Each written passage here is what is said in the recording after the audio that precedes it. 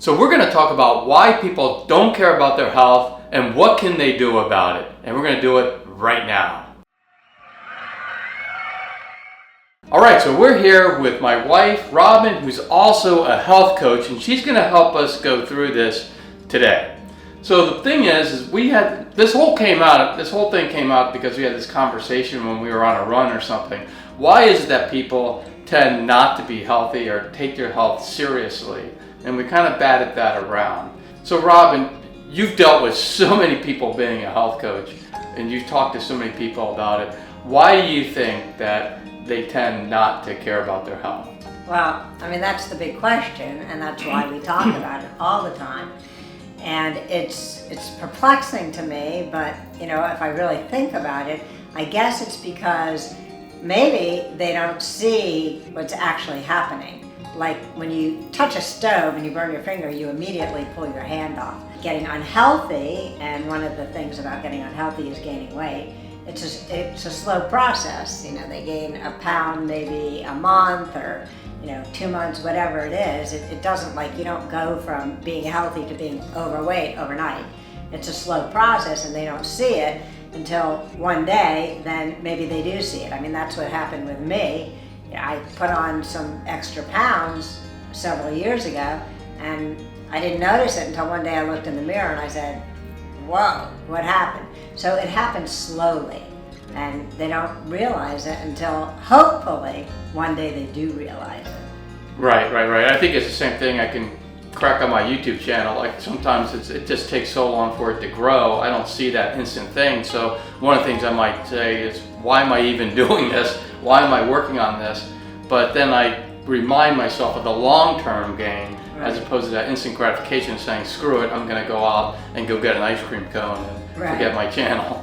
So given all this, and that people do fall into this situation, what can they do to help break out of that? Well, I can tell you what I did. That one day when I looked in the mirror and I said, I can't do this anymore, I actually reached out for help. Because I think getting help is really, really important. There are so many places you can get help from, like a health coach. I happen to be a health coach, and you can get a nutritionist. You can talk to your doctor. I don't know how much doctors actually, get into nutrition, but there are definitely professionals that you can talk to. But the important thing is to get help, and it's not a weakness to ask for help. Getting help is very important, and putting structure in your life and structure around getting healthy, and getting a professional to help you with that is key. Yeah, that makes sense, and I'll put your link in the description, how they can get in contact with you if they want to see what you have to provide as a health coach. Right, thanks. So one of the things that I noticed is people come to me and they say they're just overwhelmed by all the amount of information out there. Do you have anything to say about that? Sure. I mean, it's just like if you're going to clean out your garage or your basement or something, you look at it and it's like, oh my God, it's overwhelming. You don't even know where to start. Right. You need to break it down into small steps. I mean, there is so much information out there. There's keto and intermittent fasting and ketosis and medically supported weight loss. I mean, there are so many options. And then working out, do you do HIIT? Do you do yoga? What do you do? So I think that you really just need to get help. Reach out to a health coach, a nutritionist, and just pick something and stick with it and do it. But, there are a lot of choices out there, and I think you do have to do your homework with that. And so you need to find someone that you trust. Right. I know personally, with my clients, all the clients that I work with, I have a personal relationship with all of them, and they trust me. And I also walk the walk. I don't just talk the talk. So, they can see that I keep healthy. So find someone that you trust, and then you start there. Yeah, it's funny you say that, because, and I know I do say this to you a lot, because you used to do like Weight Watchers or Jenny Craig, and the coaches that would coach you were like twice the size of you. Right. And I'm like, what do they know about losing weight if they don't follow their plan as well? Right. And we talked about when we owned the running store, and it was like we had some of our staff that wanted to train people how to run a marathon. I'm like, okay, so how many marathons have you run? Well, I haven't run any marathons. I'm sorry, you can't train people to run a marathon if you've never run a marathon before because you know nothing about it. And we made sure that when we had our running stores, that if someone was going to train on a certain program, that they would have not only once or twice done it, but they had multiple experiences in that specific thing, so that they knew what they were talking about when they were doing the training. Right. And so, then yeah. If you talk about working out, the most important thing to do is to find something you like. Because if you don't like it, you won't stick with it. And with anything you have to do, anything you do that you want to be successful at, you have to be consistent. Consistency is key, yeah. With everything. Yeah. And so with working out, you need to find something that you enjoy doing. And I know that you have something to say about how much of that should you do. Yeah, so I know so many people that say, okay, I'm going to start working out. So they go to the gym and they're working out 4 hours a day and they're killing themselves and they do it every day and they just can't keep it going. It's just impossible for them to keep it going. It's just not sustainable. So my thing is, when it comes to how long you should work out or how much you should work out, first of all, be consistent, but then do something that fits in within your time budget so that you can actually get it done and that you're not stressed out about doing the workout, that you'll continue to do it. And so it's more important to continue to do it then. Right, and also if you do too much, then you're going to hate it. Exactly. And you're going to get sore. And you're going to quit. And you're going to quit. Yeah, and that's what I see a lot of people do, that they quit because it's just too much. And the other thing is refrain from trying to do more every time you do something. Because I know some people, when we used to have the running store, oh, I ran a mile today, so I want to run 2 miles the next day and 3 miles the next day. And that just doesn't work, because you end up, it gets so big that you just can't keep beating what you did before. So it's okay to do less than what you did the day before. You just have to be smart about it. That's also a recipe for injury. Exactly. So another reason that people don't think about their health as a priority is emotional and stressful situations come up. So a lot of people tell me that they're emotional eaters, they're stress eaters. And what I stress to them about that is you need to find a strategy to work with that. So not only do you have to start eating healthy, you also have to work on your mindset. Right. And you have to find specific strategies so you don't go to food for comfort or for stress. There are lots of other things you can do to relieve the stress and work through your emotions. So you need to find strategies. Yeah. One of the books I just read was that Atomic Habits. I can't remember the author's name. James Clear. Yeah, James Clear. Thank you. And it's an awesome book that helps you establish some of that mindset to get you to establish healthy habits and how to get rid of the bad habits, so that it doesn't have to be a huge shift in your life, but these little changes can go a long way over a period of time. And that reminds me of another book called The Compound Effect by Darren Hardy. And I thought that was an awesome book, because again, it goes in where you don't have to do such crazy drastic changes, but these little changes over a period of time can get you there. Right. So another part that I see is some people say, I want to be healthy, but I don't have the time and I don't have the resources. What would you say to that? Well, you probably do have the time, you just don't think you do. So what I suggest to a lot of people is do an audit of their time. Like for a day, write down every single thing you do.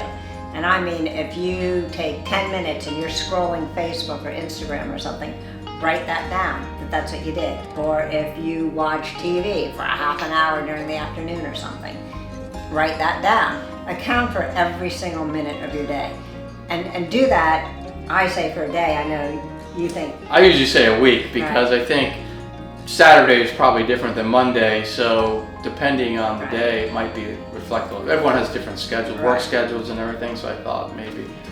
So if you do that, so do an audit of your time for a week and see, there are probably pockets of time that you could find, and use that time to do some meal prep, or go to the gym, or work on some strategies for your mindset. So you do have time. A lot of people say, I don't have time to get healthy. Well, I bet you probably do.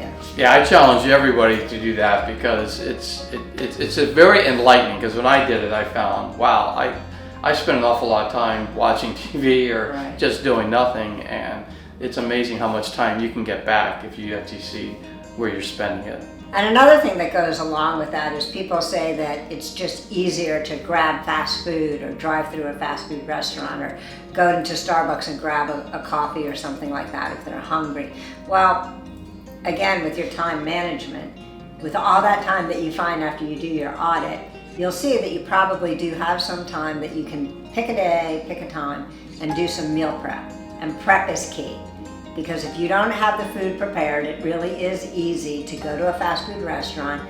You're going to spend a lot more money. People say it's too expensive to eat healthy. Well, if you prep, it's not. You can buy vegetables and fruits and healthy food on sale, you know, if you prep a little bit. So again, with all that time that you found during your audit, you can put some of that time aside to prep some healthy food. Yeah, I think that's even more prevalent now because fast food restaurants have really jacked up their prices, and so it's actually more expensive to go to McDonald's and some of these other places than it is to actually cook the food yourself. And then also when you do cook the food yourself, you know what's in it, so you're not getting like 42 chemicals in a Right. hamburger. You're getting something that's a lot healthier. And then there's like societal or cultural influences in people's lives that kind of get in the way of their healthy journey. So what would you say about that? Well, I know a lot of people will go to ball games or something like that, and they'll, because it's fun or whatever, because it's there, they'll grab a hot dog or popcorn or whatever because it's there and it's a thing to do. But I can Right. tell you from experience that if I go to something like that and I know that I don't want to eat that bad food, it's pretty easy to put a protein bar in your pocket or your purse. I know they check your purses, but I've brought in lots of protein bars. I have too, actually. Or meal replacement bars into different venues, and it absolutely can be done. But you need to be careful, you know, when you bring in a meal replacement bar, that it's the right meal replacement bar, because otherwise it can be filled with sugar and Exactly. just really bad things. Yeah. So, what do Yeah. you have to say about cultural events? Well, I mean, you do see people who at Christmas time they have to have cookies or candy and all that, and all this stuff kind of started when we were young, and it is a habit that we've gotten into, and I think you just need to break out of that habit. And it is tough, but it's something that we should all do. So if you have little kids at home, try not to give them so much candy and try to get them to eat something that's a little bit healthier is what I would say. And Yeah, you can try be to break that habit. You can be a chain breaker just because you've done this, your family's done this for generations, doesn't mean you have to. So like if your mom died when she was 50 because she had some really bad habits, you know, you don't have to do that. You can change the culture in your family Yeah. to a healthy culture. Yeah, and I'm not sure how we got to this point. And maybe it's that the food companies are trying to get you to eat, and they know sugar is addictive. And, Right. and once you get a lot of it, you want to buy more, and it's all about, obviously it's about money. They want to make money. I don't blame them for trying to make money, Right. but doesn't mean that you have to participate in that. And you can find better, healthier choices out there so that you're not destroying your body while you know, still celebrating. And I know you say this all the time. The celebration doesn't have to be about the food. And I know a lot of people make it about the food, but reality, you say it all the time. What would you say it should be about? Or what Yeah, is- when you get together with family, it should be about family and friends and conversation and, you know, sharing and things like that. It doesn't have to be about the food. Yeah, exactly. So we gave you some good things to think about. We think. We talk about this all the time, and hopefully you will get something out of what we just chatted about. Yeah, I want to thank you for coming on and for giving us your knowledge. I think they got a lot of great nuggets out there now that they can take back and hopefully implement some of them. And I want to thank you all for watching. And if you like the video, if you can give it a thumbs up and subscribe to the channel, that would be awesome. And if you know anybody who can use this kind of video and also the channel, make sure you share it with them so they can get all this great content as well. And if you have any comments or any other ways to help people get healthier, or if you have any questions or concerns or anything, please leave them in the comments below and I'll get back to you as quickly as I can. And if you stay on, 2 videos are going to pop up any moment, and you can click on any of those videos and you can continue your happy, healthy living journey. And we will see you next time. See ya.